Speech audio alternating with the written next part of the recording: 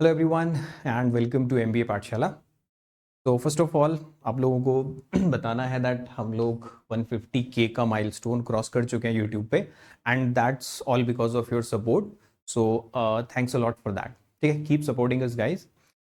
And ये जो series हमने स्टार्ट किया है एनमैट और स्नैप को ध्यान में रखते हुए, तो आज हम एक ऐसा टॉपिक ले रहे हैं, ठीक है, which is related to quantitative aptitude. ठीक है, इस टॉपिक को हम डिस्कस करेंगे। ठीक है, कैसे क्वेश्चंस को वी कैन अटेम्प्ट ईजियर, ठीक है, and in a faster way. जैसे आपको पता है कि यार SNAP and MAT is a exam जहाँ पर स्पीड एंड एक्यूरेसी बहुत इंपॉर्टेंट है, खासतौर पे स्पीड, कि आपको बहुत फास्ट क्वेश्चंस को प्रोसेस करना होता है, उनको बहुत ही फास्ट सॉल्व करना होता है। तो how do we solve the such questions, ठीक है, क्या ट्रिक्स हम यूज करते हैं, तो टॉपिक बाय टॉपिक हम लेके चलते हैं। तो आज का जो टॉपिक हमारा है दैट इज फ्रॉम एजेस। ठीक है, एजेस एक ऐसा कॉन्सेप्ट है या ऐसा टॉपिक है जिसको आपको ऑलमोस्ट हर एग्जाम में यू विल फाइंड एटलीस्ट 1 और 2 क्वेश्चंस। डेफिनेटली आप देखोगे एग्जाम में एजेस के क्वेश्चंस होते ही होते हैं। तो कैसे उन क्वेश्चंस को अटेम्प्ट करते हैं, ठीक है, क्या क्या वेराइटी ऑफ क्वेश्चंस होते हैं, उन सब पे बात करेंगे। ठीक है, with the help of some examples. तो जैसे कि एक क्वेश्चन है मेरे पास फ्रॉम द एजेस ये। ठीक है, ये क्वेश्चन क्या कह रहा है कि present age of Karan is equal to that of Amit 6 years ago. 9 years later, the ratio of their ages will be 21:23. What is the present age of Amit? ठीक है, question is not a big deal, बहुत difficult नहीं है। आप लोग कुछ ना कुछ इक्वेशंस लगा के, ठीक है, अपना मैथमेटिकल ब्रेन लगा के बना लोगे। बट यहाँ पर आपको जो सीखना है दैट इज द अप्रोच। अगर ऐसा क्वेश्चन मेरे पास एग्जाम में आएगा तो what is the fastest approach, कैसे मैं उस क्वेश्चन को क्विकली अटेम्प्ट कर सकता हूँ। ठीक है, तो एक सबसे इंपॉर्टेंट चीज है कि आपको क्वेश्चन पढ़ते ही प्रोसेसिंग स्टार्ट करनी है and you will always find options. आपके पास हमेशा ऑप्शंस होते हैं। तो ऑप्शंस को जनरली हम क्या करते हैं, इग्नोर करके चलते हैं ना। जब बस आंसर टिक करना होता है तब उन पे नजर मारते हैं। बट यहाँ पर you have to change a little bit of your strategy, कि हम क्या करेंगे, थोड़ा सा ऑप्शंस को भी यूज करना सीखेंगे। ठीक है, ऑप्शंस को यूज करके भी क्वेश्चंस कई बार इजीली सॉल्व हो जाते हैं। ठीक है, जैसे देखते हैं यहाँ पे कि present age of Karan is equal to that of Amit 6 years ago। मतलब जो एज करण की अभी है वो अमित की 6 साल पहले थी। मतलब एक चीज मेरे को पता चल गया that Amit is 6 years older than Karan. Amit जो है करण से 6 साल बड़ा है। ये चीज मेरे को मालूम पड़ गया कि अमित और करण की एज का जो डिफरेंस है दैट इज 6 years। ठीक है, इस इंफॉर्मेशन को हम लिख लेते हैं कि जो अमित है और करण है उनकी एज का गैप 6 साल का है। अब देखो 9 years later the ratio of their ages will be 21:23। अब यहाँ मुझे उनके एज का रेशियो दिया हुआ है। अब एक थोड़ा सा फंडामेंटल चीज यहाँ पे अपने को पता होनी चाहिए कि ये रेशियो एक्चुअली कहाँ से आता है ना, कि ये जो रेशियो अपने पास आता है ये रेशियो एक्चुअली कहाँ से मेरे पास आता है। देखो रेशियो जो होता है वो एक्चुअली कहाँ से मिलता है, नंबर से ही तो निकलता है ना रेशियो, कहीं बाहर से तो नहीं आता है। जैसे फॉर एग्जाम्पल अगर मैं आपको दो नंबर देता हूँ, से 20 और 25, और मैं कहता हूँ कि आप इनको रेशियो में चेंज करो, तो रेशियो में चेंज करने के लिए आप क्या करोगे कि इनको सिंपलेस्ट फॉर्म तक ले आओगे। मतलब आप क्या बोलोगे कि भाई 4 और 5 आएगा। क्या इससे फर्दर ये सिंप्लीफाई हो सकते हैं? नहीं हो सकते ना। दैट मीन्स कि रेशियो जो होता है that is the simplest form में होता है। तो एक चीज मुझे रेशियो से पता है कि अब जैसे सपोजिंगली मुझे 20 और 25 नहीं दिया होता, बस 4 और 5 दिया होता, तो एक चीज मैं डेफिनेटली कह सकता हूं ना कि ये 4 का मल्टीपल है फॉर श्योर और ये 5 का मल्टीपल होगा फॉर श्योर, है ना। अगर मुझे फाइनली जाके 4 और 5 मिला है तो एक चीज मैं कह सकता हूं कि it is in the form of 4 के, it is in the form of 5 के। ठीक है, तो इसी चीज का अगर हम यहाँ एप्लीकेशन लगाएं तो मुझे क्या दिया हुआ था कि आफ्टर 9 years, 9 साल के बाद जो उनकी एज का रेशो है दैट इज 21:23। ठीक है, करण का और अमित का जो एज का रेशो है आफ्टर 9 years। देखो इस इंफॉर्मेशन का मतलब क्या मुझे पता चला कि जो भी उनकी एज होगी, मतलब जो भी करण की एज होगी after 9 year, it has to be some multiple of 21। ठीक है, जो भी अमित की एज होगी it has to be some multiple of 23, लेकिन कब, 9 साल के बाद। ठीक है, अब प्रेजेंट एज मुझे बतानी है अमित की। तो देखो प्रेजेंट एज का तो मुझे कोई आइडिया नहीं है, कोई इंफॉर्मेशन मेरे पास है नहीं। बस एक ये इंफॉर्मेशन मुझे मिली कि 9 साल बाद उनकी एज का रेशियो ये होने वाला है। तो मुझे ये पता चल गया कि यार अमित की एज चाहे कुछ भी हो, 9 साल बाद वो 23 का मल्टीपल तो होने वाला है ना। तो हम क्या करते हैं कि ऑप्शंस को यहाँ पे यूज करते हैं। देखो आंसर तो इन चार में से ही कोई एक होने वाला है ना।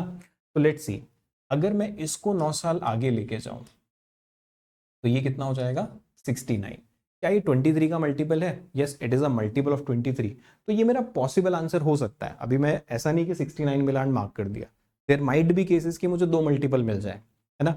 फिर लेट अस सी 54 प्लस 9 करते हैं, ये तो हो रहा है 63। तो ये तो देखो डेफिनेटली मेरा आंसर नहीं हो सकता। देन 45 प्लस 9, 45 प्लस 9 हो गया कितना 54, ये भी 23 का मल्टीपल नहीं है, तो ये भी सीधा सीधा रूल आउट हो गया। 62 प्लस 9 71, अगेन 71 भी 23 का मल्टीपल नहीं है।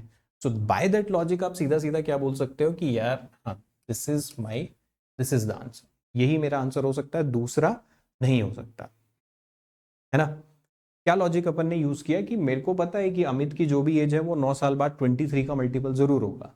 तो अगर इनमें से कोई उसकी प्रेजेंट एज है तो ऑब्वियसली उसमें 9 ऐड करने पे मुझे 23 का मल्टीपल दिखेगा।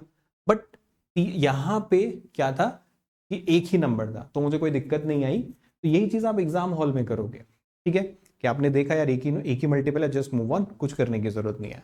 अब यहां पर हो सकता है कि बहुत लोगों को ये ऑप्शन आए कि यार अगर दो मल्टीपल मिलेंगे तो व्हाट आई विल डू, कि अगर मुझे दो मल्टीपल मिलते तब मैं क्या करता। लेट अस से कि अगर मैं यहाँ पे एक और ऑप्शन बना लेता हूँ, सपोज ई, जो कि मल्टीपल है 23 का। जैसे मैंने 23 का एक मल्टीपल ले लिया, इसमें 9 ऐड कर लेते हैं। जैसे फॉर एग्जाम्पल 46 होता है ना। तो 46 इज अ मल्टीपल ऑफ 23, उसमें से मैं 9 कम कर लेता हूँ। तो सपोज 37, अगर मैं एक ऑप्शन आपको दूँ 37, तो 37 प्लस 9 ये मुझे 46 देगा। अब तो मेरे दो ऑप्शंस हो गए, फर्स्ट भी क्वालिफाई कर रहा है, फिफ्थ वाला भी क्वालिफाई कर रहा है। अब इन दोनों में मैं कैसे डिस्टिंग्विश करूंगा, है ना।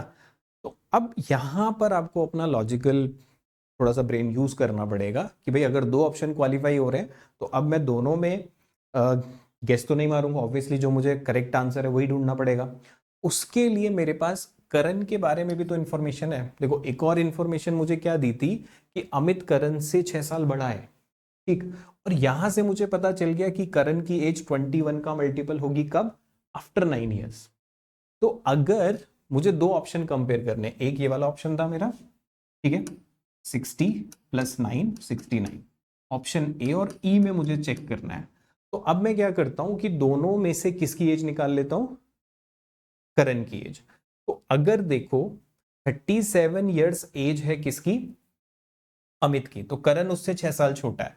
तो यहां पे कितना हो जाएगा करण 31। अब 31 प्लस 9 मैं करता हूं तो ये कितना आ रहा है 40। तो ये तो 23 का मल्टीपल था, बट क्या ये 21 का मल्टीपल है? नहीं। दैट मीन्स ये रूल आउट हो जाएगा। यहां पर आप देखो अगर मैं इसमें से 6 माइनस करता हूं तो आई विल गेट 54।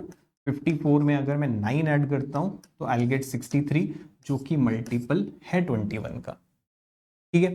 तो एक ही ऐसा ऑप्शन होगा जो सारी कंडीशन को सेटिस्फाई करेगा, राइट। तो बाय दैट लॉजिक आप क्या कर सकते हो, सीधा सीधा ऑप्शंस रूल आउट कर सकते हो। तो ऑप्शन रूल आउट करना अगर आप सीख जाओगे, आई एम नॉट सेइंग कि सारे क्वेश्चन ऑप्शंस पे बनेंगे, बट बहुत सारे क्वेश्चंस ऐसे होते हैं जिनको आप सिर्फ ऑप्शन देके विदाउट राइटिंग एनीथिंग, ये चीज आप अगर मैनुअली मेंटली भी करोगे तो भी निकाल सकते हो, ठीक है। तो ये अप्रोच हो गया where we are using the option elimination, कि ऑप्शन से हम एलिमिनेट कर रहे हैं। दूसरा तरीका फिर क्या होगा कि जैसे हमें ये पता है कि एट प्रेजेंट उनकी एज का डिफरेंस कितना है, 6 ईयर्स का है। तो भाई अगर आज उनकी एज का डिफरेंस 6 साल का है तो 9 साल बाद वो डिफरेंस कितना होगा, 9 साल बाद भी तो 6 ही रहेगा ना। अगर देर आर टू ब्रदर्स, अगर उनकी एज में 5 साल का गैप है तो वो 5 साल का गैप तो थ्रू आउट लाइफ रहेगा। तो इनकी एज का गैप, अगर मैं इन्हीं को उनकी एज मान लूँ 21 23, तो ये उनकी एज कब है, आफ्टर 9 ईयर। तो कितना गैप है दोनों में, 2 यूनिट का। लेकिन ये 2 यूनिट एक्चुअल में कितना है, 6 ईयर्स के बराबर है। तो 1 unit is equal to 3 years. तो यहां से 23 कितना हो जाएगा 69। मतलब 69 जो है वो अमित की एज है। अमित की एज कब होगी, आफ्टर 9 ईयर्स। तो मुझे प्रेजेंट पे आना है, तो मैं 9 सब्ट्रैक्ट कर लूंगा, तो यहाँ से भी मुझे कितना आंसर मिल गया, 60 ईयर्स मिल गया। ठीक है, तो ऐसा नहीं है कि there is always one approach, there are multiple approach depending on question, question में डेटा क्या है, क्या फिगर्स दिए हैं, उसके accordingly we can use multiple ways. ठीक है, तो वही आपका एप्टीट्यूड का रोल वहीं पे होता है। जैसे एक और प्रॉब्लम लेते हैं। देखो, ratio of the present ages of Vineet and his son is 13:4। ठीक है, विनीत और उसके सन का जो प्रेजेंट एज का रेशियो है 13:4। अब देखो, जैसे ही मुझे 13:4 दिखा दिमाग में, मतलब विनीत की जो एज है it has to be some multiple of 13 presently, son की जो एज है वो कोई 4 का मल्टीपल है। फिर कहता है after 15 years Vineet age will be twice his son's age. 15 साल के बाद विनीत की एज अपने सन के ट्वाइस होगी। ठीक है, फिर कहता है कि if Vinit's wife's age was 30 years when her son was born। ठीक है, जब उसका सन बॉर्न हुआ था तो तब उसकी वाइफ की जो एज थी वो 30 इयर्स थी। तो हमें वाइफ की प्रेजेंट एज बतानी है। ठीक है, वाइफ की हमें क्या बतानी है, प्रेजेंट एज बतानी है। ठीक है, तो अब देखो इस प्रॉब्लम को हम कैसे टैकल करते हैं। अगर मैं ऑप्शंस से पहले देखता हूं क्या हम ऑप्शन से जा सकते हैं। देखो, ऑप्शन में वाइफ की एज दे रखी है, बट वाइफ की एज का मुझे कोई रेशियो वगैरह नहीं मालूम है यहाँ पे, है ना, वाइफ की एज का तो कोई रेशियो वगैरह नहीं मालूम। तो हम इसको कैसे टैकल कर सकते हैं कि अगर देखो, जब विनीत की वाइफ की जो एज है वो 30 साल की थी when her son was born. ठीक है, तो find the present age of Vineet's wife. ठीक है,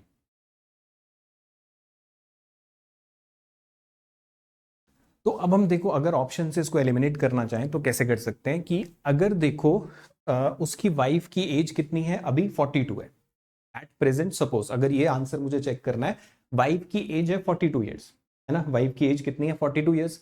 तो जब उस सन हुआ था तो वो 30 साल की थी, मतलब कितने साल हो गए, 12 साल। तो इसके हिसाब से जो प्रेजेंट एज है उस इसके हिसाब से सन की एज कितनी होनी चाहिए, सन यानी 12 साल का है, क्योंकि अगर आज वो 42 ईयर्स की है और जब सन हुआ था तब वो 30 ईयर्स की थी। तो मतलब क्या है कि 12 साल हो चुके हैं, तो सन की एज 12 साल है। कौन सी एज, प्रेजेंट एज। ठीक है, प्रेजेंट एज जो है सन की कितनी होगी, फिर इसके हिसाब से 12 साल होगी। और जो मेरे पास ऑप्शंस था उसके अकॉर्डिंग जो सन की प्रेजेंट एज है वो 4 का मल्टीपल है, उस पे ये क्वालिफाई होता है, ये वाला ऑप्शन क्वालिफाई होता है। फिर मैं इस पे जाता हूँ, 36 में से 30 माइनस करके देखता हूँ तो आई गेट 6। इसके हिसाब से सन की प्रेजेंट एज 6 है, जो कि 4 का मल्टीपल नहीं हो रहा है, क्योंकि जो प्रेजेंट एज है उसकी वो किस फॉर्म में होनी चाहिए, 4x के फॉर्म में होनी चाहिए। सेकेंड ऑप्शन रूल आउट हो गया। फिर इसमें से 30 हटा दो, आई गेट 15, ये भी रूल आउट हो गया।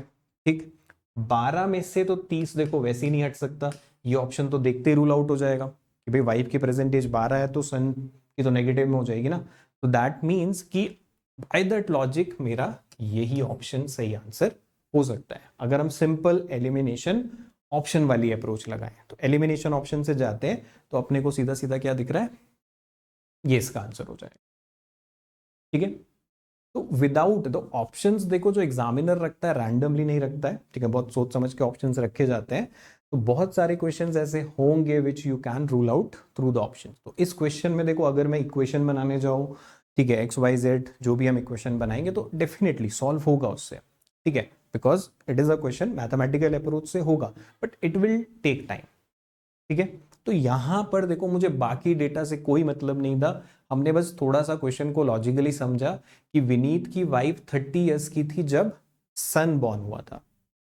ठीक है, और मुझे वाइफ की प्रेजेंट एज पूछी है, तो यानी ऑप्शन में जो नंबर दे रखे हैं वो वाइफ के प्रेजेंट एजेस हैं। तो अगर मैं उन्हीं को ट्रीट करके चलो प्रेजेंट एज और फिर सन की एज निकालूं और फिर चेक करूं कि वो 4 का मल्टीपल आ रहा है या नहीं आ रहा है, तो आई गेट माई आंसर।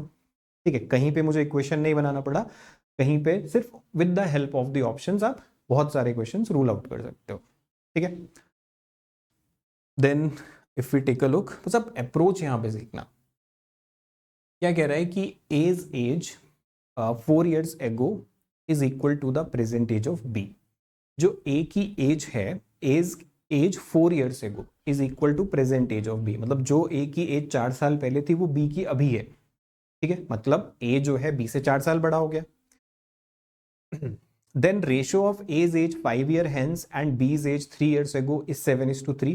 तो अपने को प्रेजेंट एज ऑफ बी बतानी है। अब देखो ट्रेडिशनली अब आपका दिमाग जो मैथमेटिकल ब्रेन है आपका, वो आपको क्या करेगा, इक्वेशन बनाने को फोर्स करेगा कि ए जो है ये मुझे पता चल गया कि वो बी से 4 साल बड़ा है। आपने एक इक्वेशन बनाई, अगर मैं प्रेजेंट एज ए की ए मान लेता हूँ, बी की बी मान लेता हूँ, फिर रेशियो ए की एज का 5 साल बाद a+5 आप करोगे, ठीक है, और बी की एज 3 साल पहले, तो अब b-3 करोगे और वो रेशियो 7:3 का है, ठीक है। इसको सॉल्व करके हम a और b की वैल्यू, a की इक्वेशन मेरे पास देखो a यहां से आ रखा है, a को यहां आप सब्सटीट्यूट कर लो, ठीक है, आंसर डेफिनेटली मिलेगा। तो अगर मैं a की जगह b+4 रख लेता हूं तो ये हो जाएगा b+9, यहाँ हो जाएगा b-3 और ये हो जाएगा 7/3। तो सॉल्व कर लेते हैं, तो 3b + 27 7b-21। तो इधर से मुझे इसको हम वहाँ भेज देते हैं, तो 4b ये हो जाएगा कितना 48। तो b मुझे कितना मिला वहाँ से 12, मतलब b की एज आ गई 12। अब इसमें मुझे पूरा इक्वेट एंड ऑल एवरीथिंग करना पड़ा, बट अगर मैं लॉजिकली जाऊं कि मुझे एज का रेशियो दिया 7:3 का और मुझे बी की एज बतानी है, तो देखो बी की एज के बारे में मुझे एक इंफॉर्मेशन पता है कि it has to be, B की जो एज है, ठीक है, अगर हम बी की एज 3 साल पीछे ले जाएं तो वो मुझे 3 का मल्टीपल मिलेगा, ठीक है, नॉट प्रेजेंट। इसका ये रेशियो कब का है, ए की बी को जब हम 3 साल पीछे ले जाएं तो I will get some multiple of 3। तो अगर मैं 16 - 3 करता हूं तो मुझे 13 मिलेगा, ठीक है, जो कि नॉट पॉसिबल। 12 में से अगर मैं 3 माइनस करूं तो आई विल गेट 9, ठीक है, ये आंसर हो सकता है। 14 - 3 कर लो 11, जो कि डेफिनेटली आंसर नहीं हो सकता।